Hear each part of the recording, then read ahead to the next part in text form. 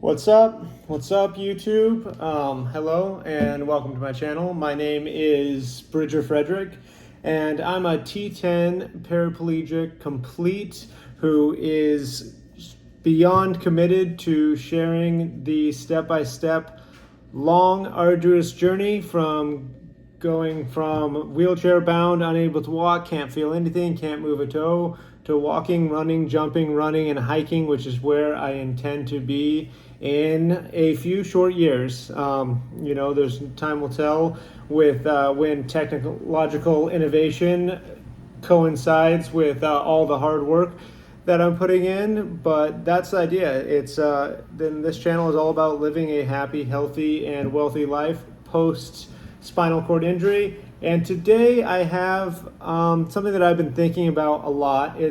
I hope it coalesces into a coherent, valuable story. But it all started way back in the day when I was a little kid. I was the most miserable little kid you can ever imagine. I don't remember being happy until I was 12 or 13. I had happy moments. I would have great memories from 3 to 12 or 13, but I don't remember being like a happy person or excited about life. And the funny thing is, I came from like a lower middle class family with unbelievably devoted and loving parents who did their best every single day. They were amazing, gave me unconditional love, took me to do cool stuff, were very active, went to all my sporting games. Like, I had fantastic parents, and yet I was so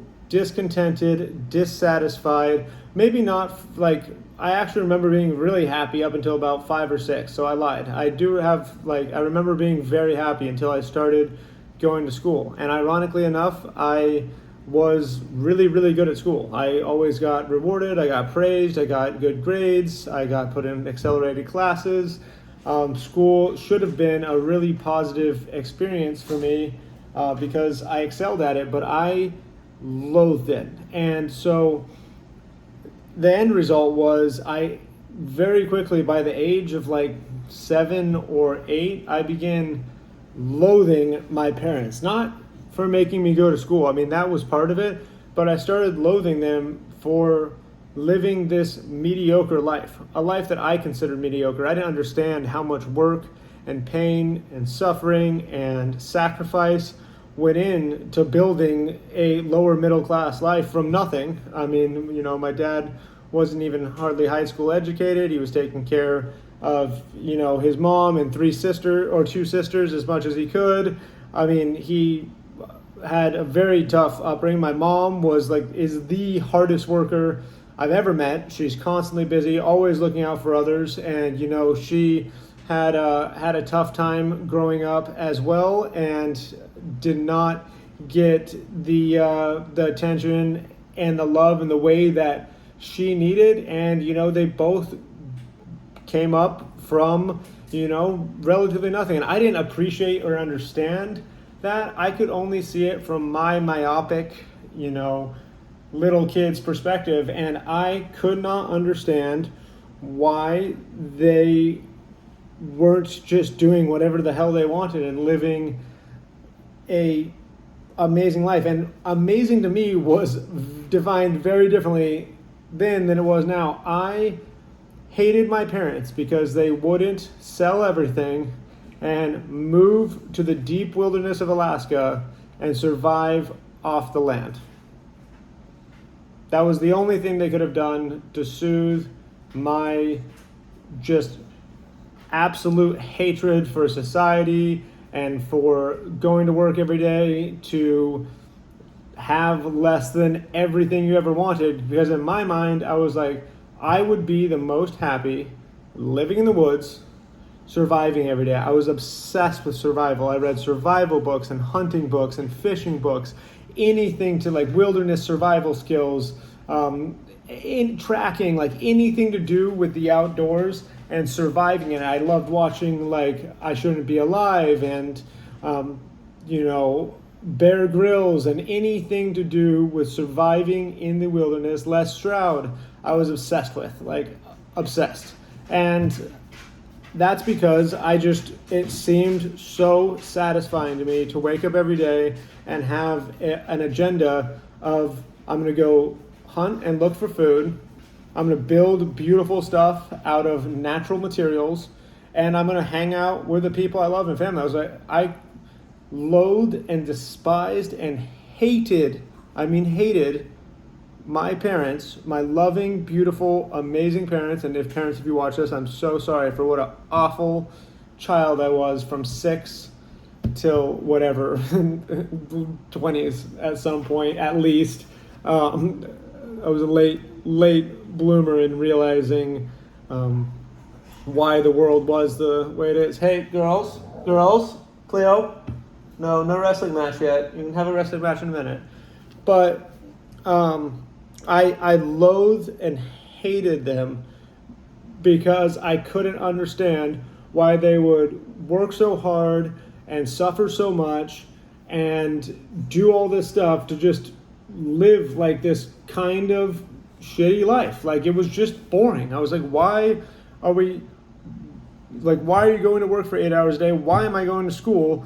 Like, to learn how to live a life that I don't want. Like, all I want to do, like, I would be the most happy just being in the woods, being in the wild, hunting, eating, hanging out with my family, and running around. And it seemed so simple to me. I was like, why don't we just go do it? Like, sell this house and literally just go live in the wild. And I pushed for that every day, all the time, and begin actively planning to run away. But when I was like 9 years old, the only reason I wasn't like insane, and I was insane, but like fully insane, is because every single day I planned on running away. I was like, as soon as I'm 13 years old, I'll look old enough and be able to, because I saw it I'm 8 or 9 or something, and I'm like, when I'm 13, I can easily pass as an adult. Hey, girls, no wrestling right now. But anyways, I thought I could pass as an adult, and so I meticulously planned. For years, I was like always planning backpacking trips, but really I was wanting my dad to take me out and take me surviving and backpacking and stuff, which, if he had been really into it and super intense about it and like really pushed, it might have satiated my need for survival, but he would have had to like drop everything and had that been his entire life.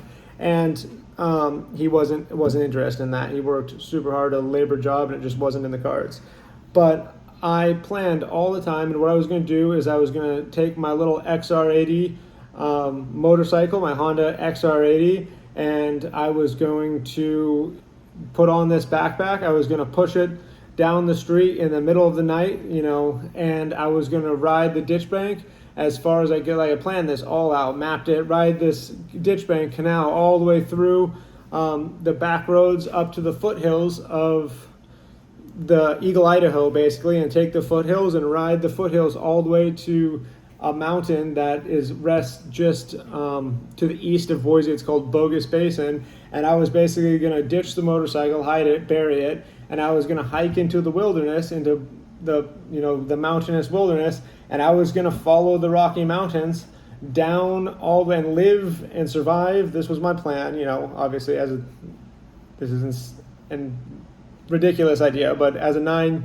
through 13-year-old, I thought about this every single day, meticulously planned out. I was going to follow the Rocky Mountains all the way down through Colorado. I figured by the time I got to like way southern Colorado, I would look pretty rugged and gnarly and be able to just kind of pass as a vagrant young 18-year-old kid. In my mind, I was going to be able to do this.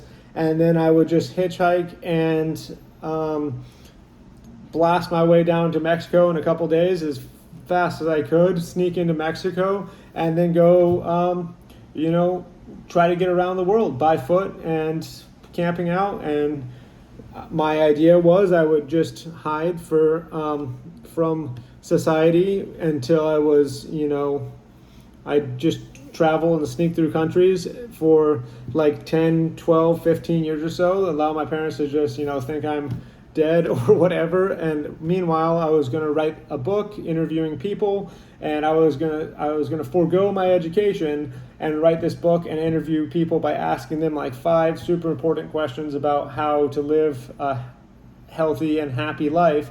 And then I would just interview thousands of people, and that would be my education, and I would never need to go to school, and I'd still end up being all right. And then I would go back 10 or 15 years later after I'd seen the world and seeing my parents again, publish this book, and then maybe get on with life. That was my idea, and that didn't happen.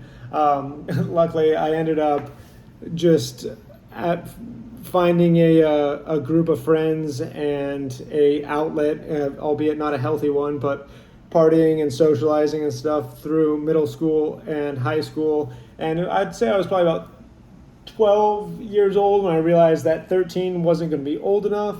And so I pushed it to like 16 years old. And I always was. And then it turned into, I realized I could just travel and backpack the world and do something like that. And I always was planning these trips until I finally ultimately did leave and travel and camp and, go around the world for a little bit, but a bit of a vagrant, but not to that extent, and certainly not while cutting off my family. But took me years to really reconcile what this urge was, and I've finally fully formed the idea. And the thing is that the reason I so desperately wanted to survive is because there's only 3 states of human existence, in my opinion, like 3 different modes that you can be in. And the base mode, which is where billions of people have to be every day, and is kind of our default mode that we kind of think we're in sometimes, but when you're actually in it, it's very consuming, and that's survival mode.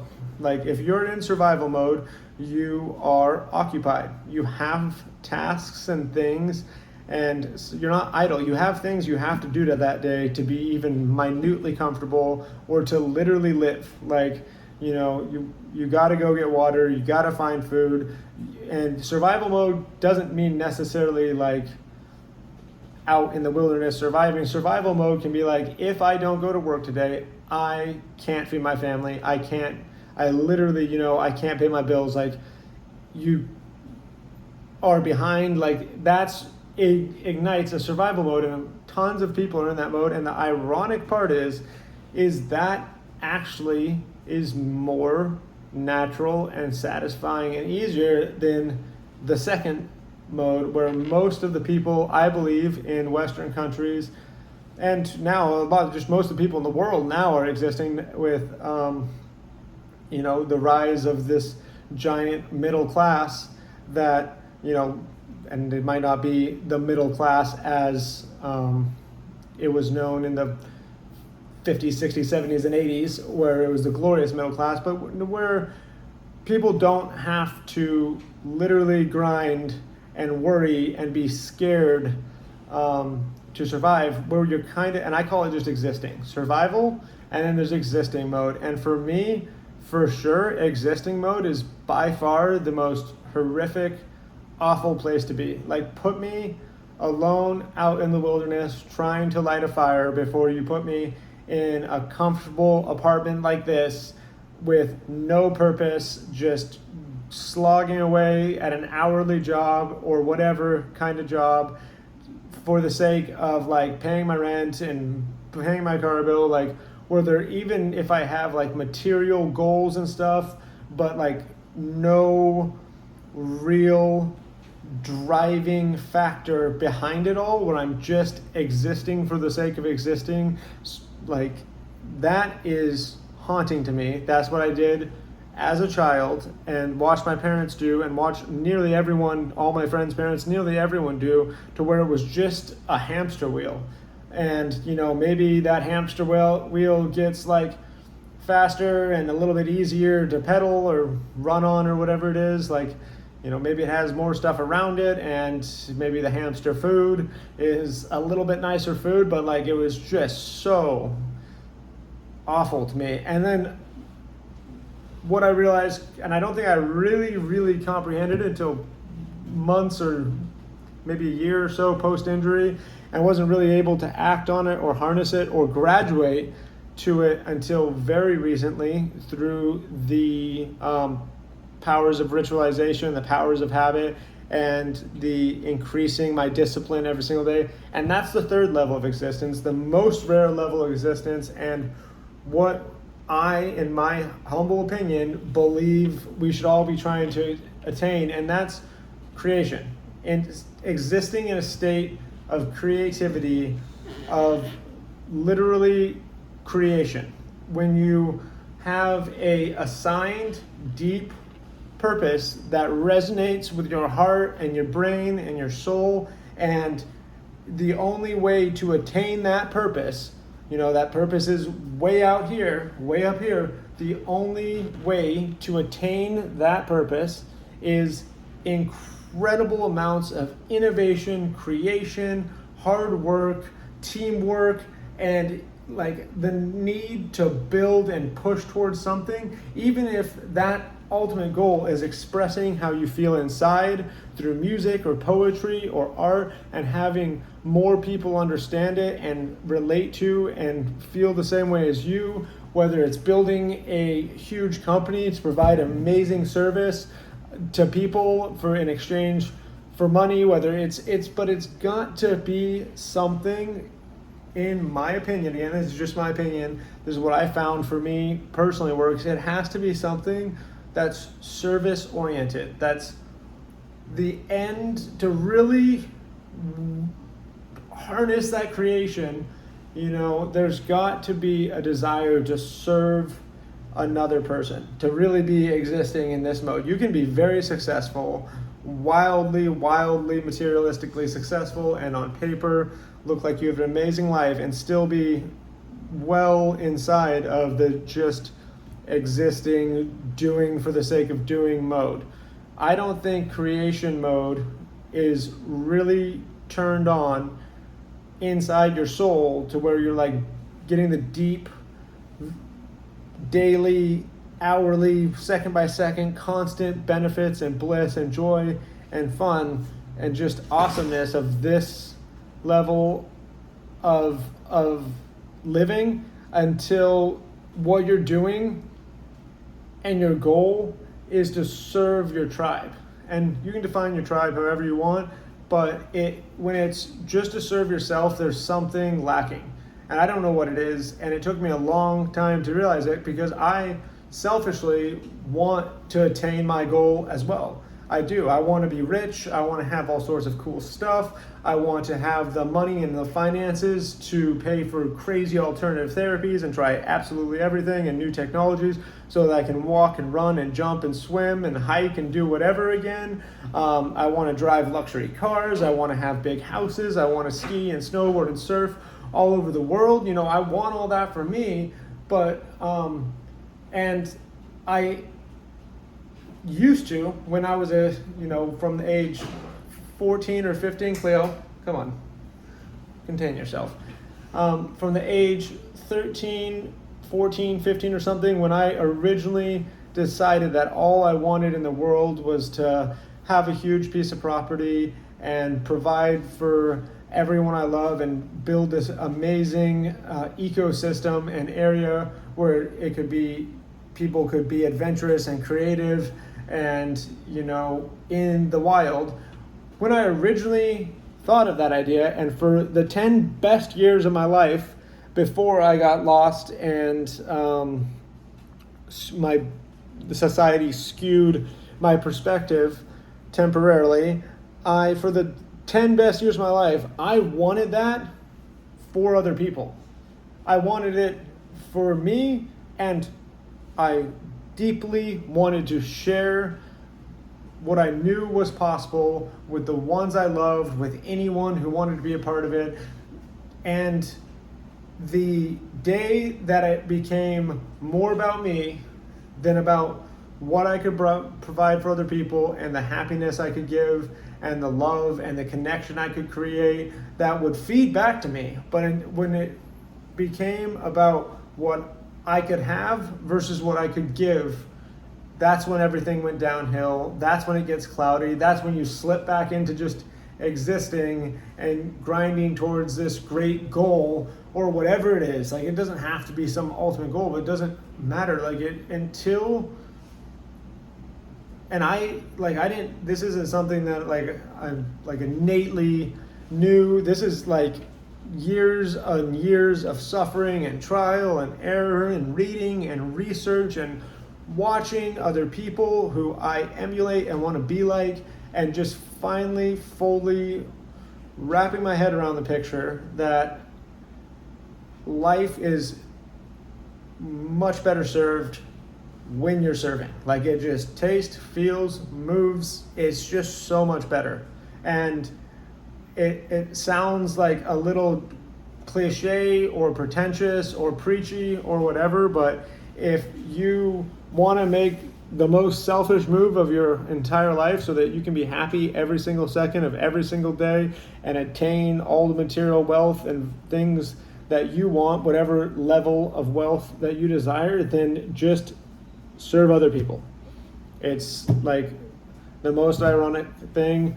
Ask like what you can do for others, and then you just somehow naturally begin the incremental process of getting the things you want. And yeah, it took me a long time, a lot of pain, a lot of hard lessons to really wrap my mind around that and to look back into my past and understand why for the first 24 years of my life I wanted to, like, I envied homeless people. I always wanted to be super wealthy, like rich as can be. My idea was like, if I have to live inside society, I want to be wildly wealthy and have whatever I want and not have to worry about money and not have to worry about anything and just do and have whatever I want. And if I'm not going to have that level of wealth, then I would rather just be homeless and do what I want all day, every day, and adventure around and enjoy nature and meet amazing people, you know, not be like homeless, just shooting up drugs or drinking myself, like not forced homelessness. I wanted to choose homelessness and live in nature and live out in the wild and just adventure around and travel and survive. And that's, for me, those are the only two states that I would prefer to be in. I don't want to be in the middle of the pack. I want to be fighting for my survival, and that sucks because I've learned the hard way that it's hard to live there too. Like, it's filled with stress, not knowing like how you're going to pay your bills, what you're going to do, how you're going to like satisfy all of the people around you in your life, like monetarily, like not fuck people you love over, that's really hard too. You know, it's a slippery slope where you can just become a major drain on others around you. And by, you know, living alternatively, you know, you really got to go above and beyond if that's the route you're going to go. And I think it's admirable. I think it's you know, if you live in the middle, I think you should throw yourself into a situation that at least simulates the feeling of having to survive. That was a lot of what you know, going to Africa was about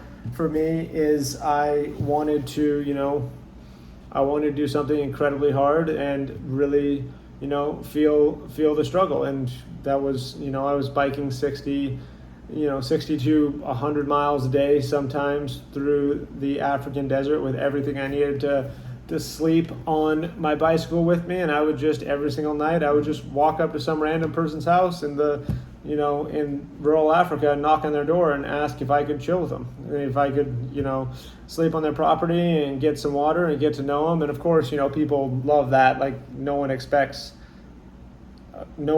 the, you know, rural South Africa or Namibia, or like, no one is expecting someone to just show up out in this farm in the middle of nowhere. So everyone that I never had a bad experience.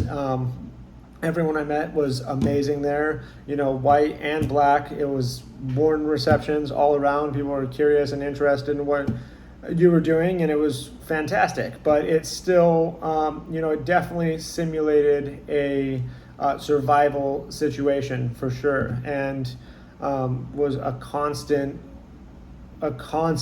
pushing the boundaries and physical limits and feelings. And once I, really fleshed that out for 8 months or so, then it gave me a deep appreciation and love for the middle, for the comforts, for bathrooms and showers and food and abundance and everything. And that lasted for all of like 3 months or something. And then I was like, screw this, like this sucks again. And you gotta, and then you gotta either, for me, I would either throw everything away and quit everything I was doing and basically put myself in a survival situation to where I was just didn't have, and I didn't realize I was doing this consciously, but to where I just didn't have the means, and I would have to figure it all out all over again and start new things.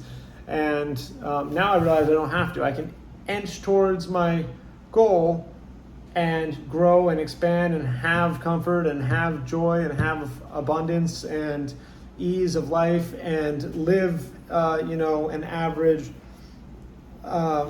quality of life while still having fulfillment and excitement and constant because what I needed was like constant need to be resourceful and to think outside of the box and be creative. And you have to do that when you're surviving.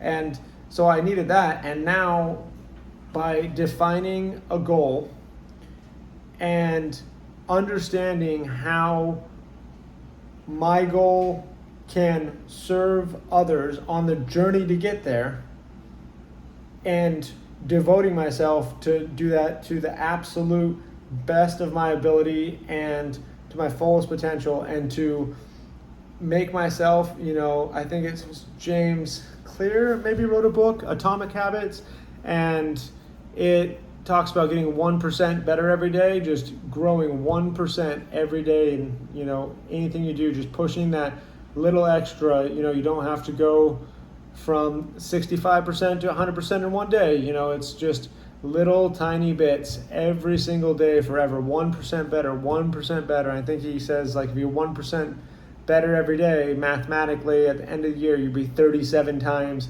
better than you were at the beginning of the year. So yeah, that's my spiel. That's my thoughts. Let me know what you think down in the comments. If you think you're living in survival, if you're living in existence, or if you are living in a state of creativity and creation and excitement and abundance and joy every second of every day, and how, and if you're not, what can you do to get there? What's your goal, and how can you tie your goal into the service of others? And I guess that's all for today. That's all I got. Thank you so much. I super appreciate you taking your time to watch this. I hope that there was some little nugget or two of value in there and you feel like your time was well spent. You can find me on Instagram at Bridger Lee Frederick or Facebook at Bridger Lee Frederick. Hit me up in the comments. I might not get to it right away. I'm terrible with phone and social media and texting. The only way to really grasp my attention is a direct phone call, but I will get to all the comments and would super love to talk to you, and really appreciate you being here with me. So thank you so much. Have yourself a happy, healthy, and wealthy day. Do something that just lights your passion on fire and propels you into a better tomorrow. Thank you so much, and I'm out. See ya.